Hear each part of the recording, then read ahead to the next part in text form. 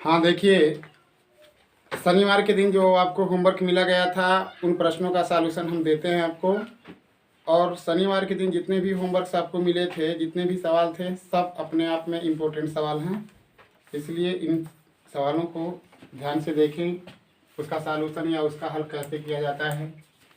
देखिए, पहला सवाल मैंने आपको दिया था 36 का पावर -1/2 और मल्टीप्लाई था करड़ी के अंदर 27 और करड़ी का पावर 3। कहा गया था कि इसको सरल करो। देखिए, यही सवाल है आपका। 36 का घाते ऋण 1/2 है और गुणते करड़ी के अंदर 27 है, करड़ी का घात 3 है। अब इस चीज को अगर आप हल करते हैं तो देखिए, इसको अगर हम लिखेंगे तो 6 गुणते 6, इसका पावर ऋण 1/2 लिख सकते हैं। और गुणते ये आपका 27 है, ये घनमूल है, तो इसका पावर हम 1/3 क्या कर सकते हैं, लिख सकते हैं। या तो डायरेक्ट आप इसका घनमूल निकाल कर भी 3 लिख सकते हैं। बात समझ रहे हैं, कोई दिक्कत नहीं है। आगे बढ़ते हैं तो यह 6 का वर्ग हुआ और इसका पावर ऋण 1/2 और गुणते अगर इसको मल्टीप्लाई करते हैं तो 3 गुणते 3 गुणते 3 और 1/3। आगे चलते हैं तो आगे क्या आपको मिलता है। देखिए, इसको अगर काटते हैं तो 6 का पावर 2 गुणते ऋण 1/2 और गुणते 3 का पावर 3 और इसका पावर 1/3। फिर आगे चलते हैं तो इसको अगर लिखते हैं तो 6 का पावर 2 गुणते ऋण 1/2 गुणते 3 का पावर 3 गुणते 1/3। काट दीजिएगा, 3 3 से कैंसिल हो गया, 2 2 से कैंसिल हो गया। 6 का पावर आपको मिल गया -1 और 3 का पावर 1, यानी 3 का पावर 1 का मतलब 3। इस चीज़ को अगर आप हल करते हैं तो क्या मिलता है, 6 का पावर ऋण 1 का मतलब इसको अगर आप लिखेंगे तो 1/6 कर सकते हैं और गुणते क्या हो जाएगा 3 के।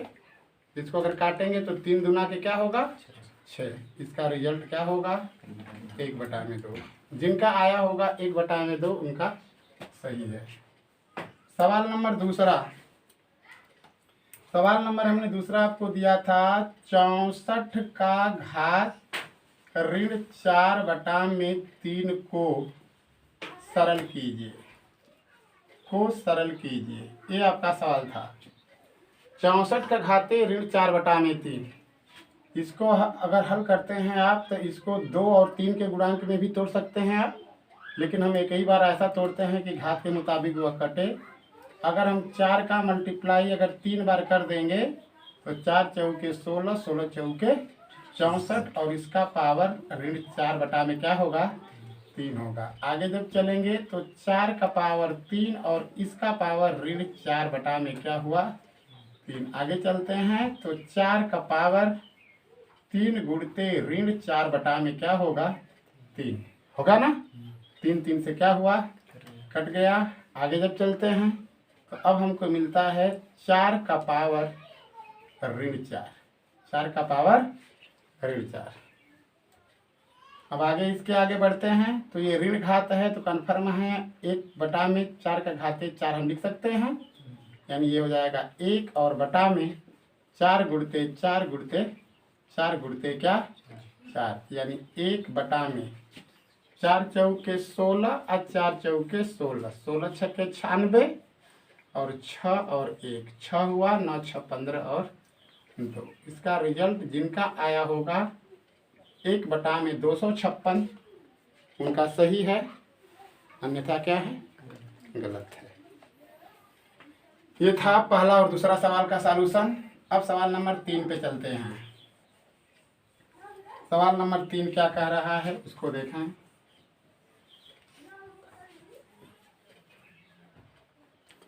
सवाल नंबर 3 कह रहा है, जो बहुत ही मजेदार सवाल है, ध्यान से इसको देखिएगा। ये दिया है x का घाते m बटा में x का घाते n इसका घात l गुणते x का घाते n बटा में x का घाते l और इसका घात दिया है m और गुणते x का घाते l और बटा में x का घाते m। और इसका पावर दे दिया है क्या, n। को सरल कीजिए, को सरल कीजिए। ठीक है। अब आपको ये जो सवाल दिए गए हैं वो पूरा चीज जो है इस घातांक से रिलेटेड है। बात समझते हैं। जैसे अगर कोई संख्या a है, इसका पावर m है और बटा में उसी संख्या से भाग दिया जा रहा है और उसका पावर अगर n है, तो इसको आप a का पावर m माइनस n क्या कर सकते हैं, लिख सकते हैं। ये फार्मूला है घातांक का।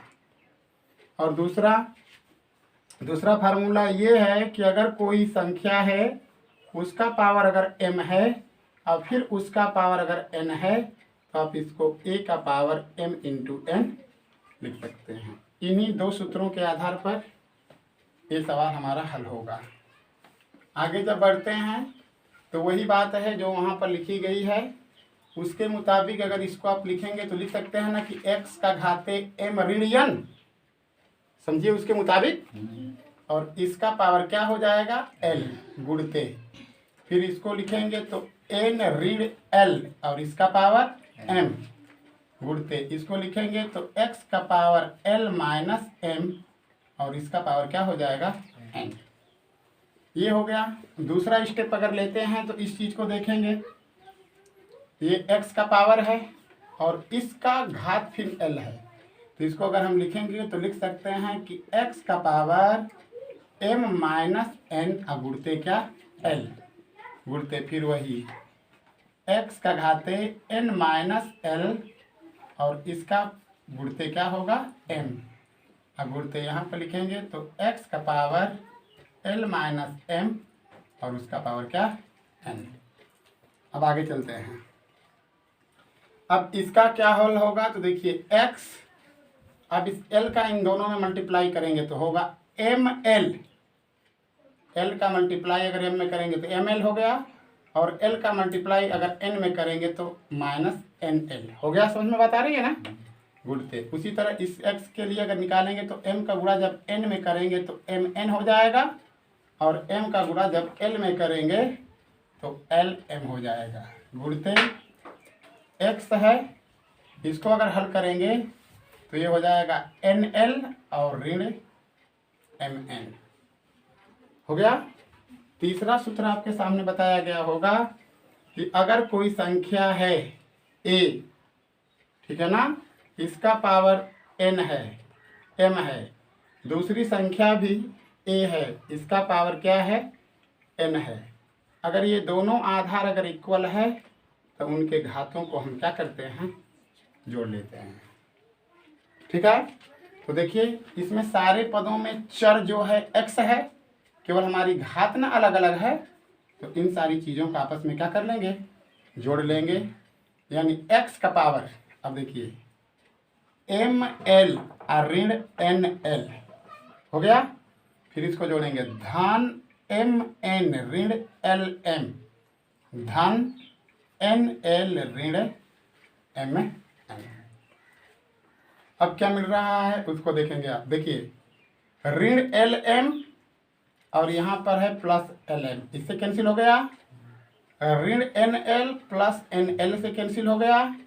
ऋण mn प्लस mn से कैंसिल हो गया, और x का पावर बचा क्या, घात 0। और किसी भी चर या किसी भी अचर, जैसे अगर किसी भी चर का घात अगर शून्य हो जाए तब भी उसका वैल्यू 1 होता है, और किसी अचर का भी घात अगर शून्य हो जाए उसका भी मान क्या होता है, 1 ही होता है।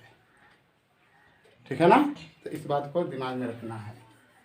तो इस कंडीशन में अगर हम चलते हैं तो x का पावर 0, इसका वैल्यू क्या हुआ, 1 हो गया।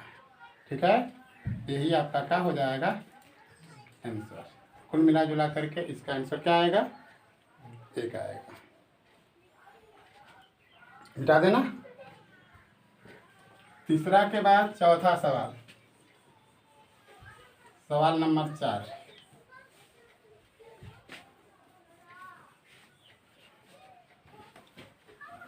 सवाल नंबर 4 दिया गया था आपको, ये कह रहा था सिद्ध कीजिए सिद्ध कीजिए, सवाल कर रहा है सिद्ध कीजिए x का power m plus 2n गुणते x का पावर 3m और ऋण 8n कुल के बटा में x का पावर 5m और ऋण 6n बराबर हमें सिद्ध करना था 1 बटा में x और इसका पावर क्या m। यही हमको क्या करना है, सिद्ध करना है। इस बाएं पक्ष को लेते हैं, बायां पक्ष लेते हैं हम। बायां पक्ष x का power m plus 2n गुणते x का पावर 3m माइनस 8n और बटा में x का पावर 5m ऋण 6n। आगे बढ़ेंगे, ये दोनों इक्वल हैं, चर मल्टीप्लाई है, उसके घात को जोड़ लेंगे। x का पावर क्या होगा, m plus 2n plus 3m minus 8n।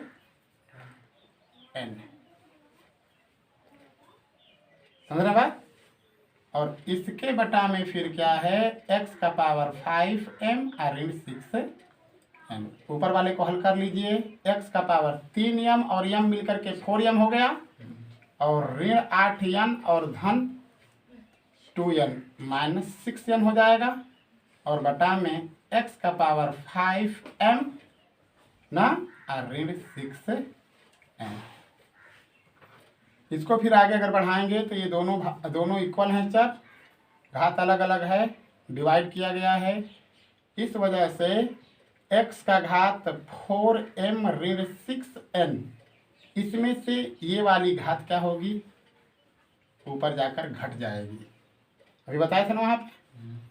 तो इस कंडीशन में आपका बना क्या, x का पावर 4m और ऋण 6n ऋण 5m plus 6n plus 6n ऋण 6n से क्या हुआ, कट गया, बचा क्या, x का पावर ऋण m, x का पावर ऋण m। और ये जो मान आया आपका x का पावर ऋण m, इसको आप 1 बटा में x का पावर m लिख सकते हैं या 1 बटा में x का घाती क्या दर्शा सकते हैं, m। यही आपका क्या है, उत्तर है, यही आपका आंसर है। ठीक है, अब आगे के सवालों को बतलाते हैं।